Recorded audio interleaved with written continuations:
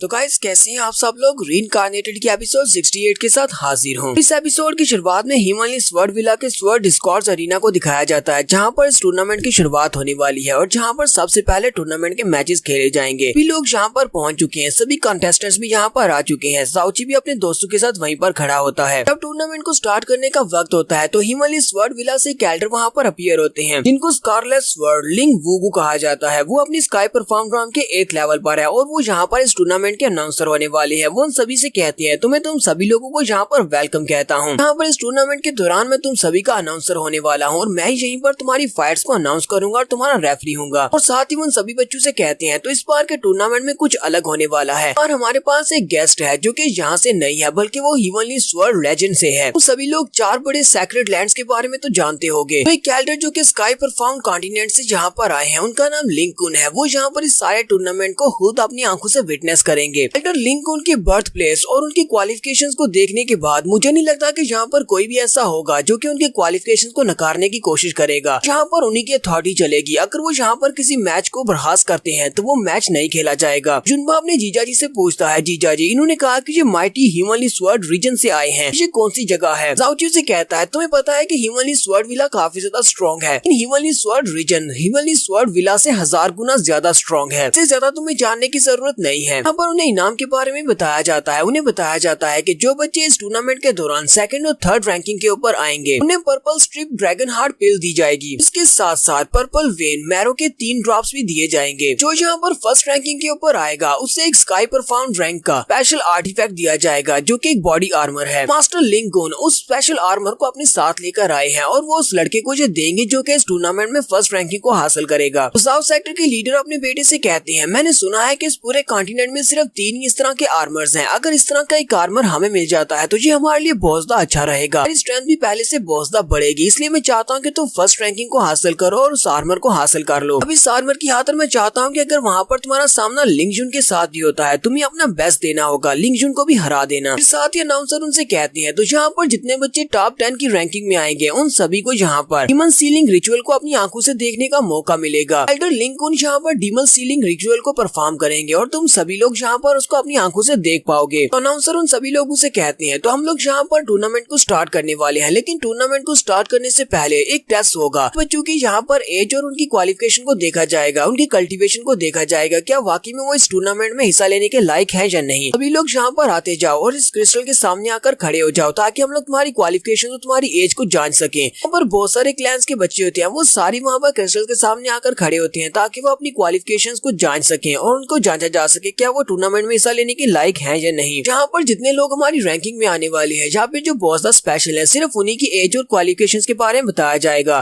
Burning sector के हमें young masters के बारे में बताया जाता है। फैन जूबाई जो कि 20 साल की उम्र का है और अपनी स्पिरिट परफॉर्म ग्राम के 8th लेवल पर है। बड़ा भाई जिसका नाम फैन जिन है जो कि 20 साल का है, अपनी स्पिरिट परफॉर्म ग्राम के 9th लेवल पर है। का जो तीसरा साथी है उसका नाम फैन योनजी होता है और वो 19 साल का है, स्पिरिट परफॉर्म ग्राम के 7th लेवल पर है। फिर साथ ही फ्रोजन पैलेस वालों की बारी भी आ जाती है तो वहाँ पर उनकी तरफ से भी 3 लड़कियां हिस्सा लेने वाली है, जिनमें हमारी किंगजू भी है। जैसे वहाँ पर किंगजू को दिखाया जाता है वो अपनी बहन को देखकर बहुत ज्यादा एक्साइटेड हो जाता है। वो कहता है ये तो मेरी बड़ी बहन है। दाऊची उसे कहता है जुनबा चाहता हूँ कि तुम यहाँ पर टूर्नामेंट के दौरान चिल्लाकर उसको मत पुकारो, क्योंकि मैं नहीं चाहता कि यहाँ पर किसी को इस बारे में पता चले कि तुम उसके छोटे भाई हो, ना उसके लिए काफी ज्यादा मुश्किल हो जाएगी। प्रिंसेस भी ये बात सुन लेती है कि वाकई में वहाँ पर एक लड़की है जो कि जाऊची की वाइफ है। वो उसे कहती है क्या वाकई में ये तुम्हारी वाइफ है। जाऊची जल्दी से इस बात को एक्सप्लेन करने के लिए प्रिंसेस से कहता है अच्छा बात ठीक है कि वो लड़की मेरी वाइफ है, उसके नाम के साथ मेरा नाम जुड़ा हुआ है, लेकिन अब मुझे ये बात भी कंफर्म नहीं है कि अभी तक हम लोग हस्बैंड एंड वाइफ हैं भी या नहीं। जब मुझे जाओ सेक्टर से निकाला गया था तब मैंने शादी के पेपर उसे दे दिए थे। मैंने उसे कहा था कि तुम इन पेपर्स को फाड़ देना, तुम्हारी शादी खत्म हो जाएगी। और वैसे भी वो लड़की मेरे साथ कोई भी ताल्लुक रखना नहीं चाहती, तो फिर हम दोनों हस्बैंड एंड वाइफ नहीं है, इसलिए मुझे उस लड़की की जरा भी फिक्र नहीं है। मैं तो यहाँ पर सिर्फ और सिर्फ तुम्हारी वजह से इस टूर्नामेंट में हिस्सा ले रहा हूँ। फाउंड पैलेस से जो 3 लड़कियां होती है उनमें एक शुई वुशवांग होती है जो कि 20 साल की है, वो अपनी स्पिरिट परफॉर्म ग्राम के 9th लेवल पर है। इसी लड़की का नाम वो जुईजिन होता है, वो भी 20 साल की है और अपनी स्पिरिट परफॉर्म ग्राम के लेवल 9 पर है। क्योंकि तीसरी हमारी जिया किंगजी होती है, जिया किंगजी जो कि सिर्फ अपनी 17 साल की उम्र में है और ये परफॉर्म ग्राम के 8th लेवल पर है। सुनने वाले बहुत ज्यादा हैरान हो जाते हैं और कहते हैं ये लड़की तो सबसे ज्यादा यंगेस्ट जीनियस है, अभी सिर्फ 17 साल की है, लेकिन ये स्पिरिट परफॉर्म ग्राम के 8th लेवल तक पहुंच चुकी है। पिछली बार के टूर्नामेंट का नंबर 1 विनर जिसका नाम लिंगजुन है, 17 साल की उम्र में स्पिरिट परफॉर्म ग्राम के 8th लेवल पर नहीं पहुंच पाया पाया था, ये तो उससे भी ज्यादा आगे है। हमारा जाउची भी सोच रहा होता है किंगजू तो वाकई में बहुत अमेजिंग है। फिर हिमालय स्वर्ड विला के डिसाइपल्स की बारी आती है, तो हिमालय स्वर्ड विला से भी 3 लड़के हिस्सा ले रहे हैं। सबसे बड़ा भाई जिसका नाम लिंगजुन है, 20 साल की उम्र का, और वो अपनी अर्थ परफॉर्म ड्राम के 3rd लेवल पर है। कल्टीवेशन बाकी के सारे यंग जनरेशन के लड़कों से बहुत ज्यादा है। दूसरे नंबर पर लिंग फीजू होता है जो कि 19 साल का है, और वो अपनी स्पिरिट परफॉर्म ड्राम के 9th लेवल पर है। तीसरे नंबर पर छोटू होता है जिसका नाम लिंग जी है, जो कि 16 साल की उम्र का है, और वो अपनी स्पिरिट परफॉर्म ड्राम के 6th लेवल पर है। जाउची ये बात सुनते ही बहुत हैरान होता है। वो कहता है लास्ट टाइम जब हमारा मुकाबला हुआ था तब ये स्पिरिट परफॉर्म ड्राम के 3rd लेवल पर था। 6 महीने में इसने 3 लेवल्स को अप किया है। के बाद हमारे जाउची की बारी आती है। वो लोग कहते हैं इंपीरियल पैलेस से जाउची है, सिर्फ और सिर्फ एक ही लड़का है। तो सुनने वाले बहुत हैरान होते हैं और कहते हैं ये क्या इंपीरियल फैमिली वाले सिर्फ एक ही लड़का लेकर आए हैं? क्या वाकई में उन्हें लगता है कि ये लड़का यहाँ पर बाकी सभी को हरा सकता है? ऐसा तो नहीं है कि बाकी सभी जीनियस लड़कों की तरह ये भी बहुत ज्यादा जीनियस है और इसकी कल्टीवेशन बहुत ज्यादा है। किंगजू भी नाम सुनते ही बहुत हैरान हो जाती है और कहती है ऐसा कैसे हो सकता है? इन्होंने यहाँ पर कहा कि इस लड़के का नाम युनजी है, लेकिन ये तो बिल्कुल जाउची के जैसा दिखता है। लेकिन ऐसा कैसे हो सकता है? जाउची की तो कल्टीवेशन क्रिपल है, वो तो कभी भी कल्टीवेट नहीं कर सकता था। अगर ये वाकई में जाउची होता तो फिर ये जुनची के नाम से क्यों है और इंपीरियल फैमिली वालों के साथ कैसे हो सकता है? किंगजू की मास्टर भी क्योंकि जाउची से पहले मिल चुकी है, वो भी काफी हैरान होती है और कहती है ऐसा कैसे हो सकता है? 2 बंदों की शक्लें एक जैसी कैसे हो सकती है? और ऊपर से इनके नाम भी मिलते जुलते हैं। किंगजू के हस्बैंड का नाम जाउची था, जबकि इस बंदे का नाम युनची है। दोनों के नाम एक जैसे हैं। लिटिल फेरी से कहती है क्या तुमने इस बंदे को पहले देखा है? किंगजू की मास्टर से कहती है हाँ बिग सिस्टर। वैसे इस बंदे का नाम पहले तो कभी नहीं सुना, लेकिन मैंने इस बंदे के जैसे एक और बंदे को देखा है जो कि किंगजू का हस्बैंड है। नाम जाउची था, वो बिल्कुल इसके जैसा दिखता है। लिटिल फेरी ये बात सुनते ही और भी ज्यादा गुस्सा हो जाती है कि उसने अपनी ही डिसाइपल के हस्बैंड से किस करवा लिया। काफी ज्यादा गुस्से में होती है। किंगजू की मास्टर से कहती है एल्डर सिस्टर तुम्हें क्या हुआ, क्या कुछ गलत है? सिस्टर उसे कहती है तुम्हें मुझसे और कुछ भी पूछने की जरूरत नहीं है, सब कुछ ठीक है, दोबारा मुझसे मत पूछना। एल्डर जाउची की एज बताती है कि इसकी उम्र 17 साल है और ये ट्रू परफॉर्म ड्राम के पीक पर है, यानी 10th लेवल पर है। सभी सुनने वाले बहुत हैरान हो जाते हैं, उनमें से कुछ तो हंसना भी शुरू कर देते हैं। वो लोग कहते हैं कि इंपीरियल फैमिली वालों की हालत वाकई में बहुत ज्यादा खराब है कि वो ट्रू परफॉर्म ड्राम के एक्सपर्ट को यहाँ पर लेकर आए हैं। इस लड़के के अलावा इस कंपटीशन में कोई भी ऐसा लड़का नहीं है जो कि ट्रू परफॉर्म ड्राम में हो। लेवल तो बाकी सभी से बहुत ज्यादा लो है। क्या वाकई में इंपीरियल फैमिली में ऐसा कोई भी नहीं है जो कि इस टूर्नामेंट में हिस्सा ले सके? इसी वजह से उन्होंने इस बेकार लड़के को यहाँ पर भेज दिया है। लिंग जी तो काफी ज्यादा खुश होता है, ये तो मेरा बॉस है। और ये बहुत ही हैरान करने वाली बात है कि सिर्फ 6 महीने में बॉस ट्रू परफॉर्म ड्राम के 2nd लेवल से ट्रू परफॉर्म ड्राम के पीक तक पहुंच चुका है। किंगजू भी उससे कहता हाँ तुमने बिल्कुल ठीक कहा, ये तो वही लड़का है। उनके फादर भी वहीं पर खड़े होते हैं। वो उनसे कहते हैं क्या तुम दोनों ने पहले इस लड़के को देखा है? वो उनसे कहते हैं हाँ फादर हमने इस लड़के को देखा है, मैंने आपको पहले एक बार बताया था इंपीरियल पैलेस में जिस लड़के के साथ लिंग जी की फाइट हुई थी और इसने इसके 3 मूव्स को ब्लॉक किया था। ये अपनी परफॉर्म ड्राम के 2nd लेवल पर था। अब देखो जरा ये पीक तक पहुंच चुका है। तो कल्टीवेशन लेवल तो बाकी सभी लोगों से बहुत ज्यादा तेजी के साथ आगे बढ़ रहा है। उसके फादर उसे कहते हैं अगर तुम यहाँ पर इस लड़के की तारीफ कर रहे हो तो इसका मतलब यह है कि ये वाकई में एक जीनियस होगा। उसके पास इतनी स्ट्रेंथ है कि ये अपने से हाई लेवल के लोगों को हरा सकता है। लेकिन अफसोस इस टूर्नामेंट में कुछ ज्यादा ही जल्दी आ गया है। यहाँ पर जितने भी लड़के हैं वो सारे जीनियस और पावर हाउसेज हैं। यंग मास्टर फैन भी वहीं पर खड़ा होता है। यंग मास्टर फैन कहता है तो क्या ये वाकई में वही लड़का युनची है जिसके बारे में मैंने सुना है? इस लड़के को स्पेशली टूर्नामेंट के लिए ढूंढ कर लाई है और वो उस लड़के की बहुत ज्यादा केयर भी करती है। जैसे वो सामने की तरफ देखता है तो प्रिंसेस जाउची के साथ ही खड़ी होती है। वो कहता है तो बहुत ही हैरान करने वाली बात है कि इनके पास सिर्फ एक ही डिसाइपल है। प्रिंसेस यहाँ पर एक डिसाइपल को खुद इस टूर्नामेंट में लीड करके लेकर आई है। वो अपनी टीम को लेकर आई है। इस टीम में तो सिर्फ एक ही लड़का है, तो इसका मतलब यह है कि इन दोनों के दरमियान में जो रिश्ता है वो काफी गहरा है। उसी के साथ ही यंग मास्टर फैन को याद आता है कि कल रात जब वो प्रिंसेस के रूम के बाहर खड़ा था उसने प्रिंसेस से कहा था कि वो उसके साथ तारू को देखने के लिए आए। उसके रूम के अंदर से अजीब सी आवाजें आ रही थी। ऐसा तो नहीं है कि रात के वक्त ये लड़का उसके रूम में था। प्रिंसेस और ये लड़का दोनों उस वक्त जंगल में मंगल कर रहे थे। ये बात सोचते ही वो बहुत ज्यादा गुस्सा हो जाता है। वो अपने साथी से कहता है जल्दी से जल्दी बंदोबस्त करो, मुझे बताओ कि इस लड़के का पहला टूर्नामेंट मैच किसके साथ होने वाला है। उसके खिलाफ जितने भी लड़कों के मैचेस आने वाले हैं उन सारे लड़कों को जाकर कह दो ये लड़का बचना नहीं चाहिए। अगर तुम लोग इसको जान से नहीं मार सकते तो कम से कम इसके हाथ पांव तोड़ देना या फिर इसकी कल्टीवेशन को क्रिपल कर देना। वो भी ऐसा करेगा मैं उसको बहुत अच्छा इनाम दूंगा। फिर साथ ही वो गुस्से के साथ प्रिंसेस की तरफ देख रहा होता है और कहता है गैंगजॉय, मुझे तो लगा था कि तुम बहुत ज्यादा प्योर और साफ सुथरी हो,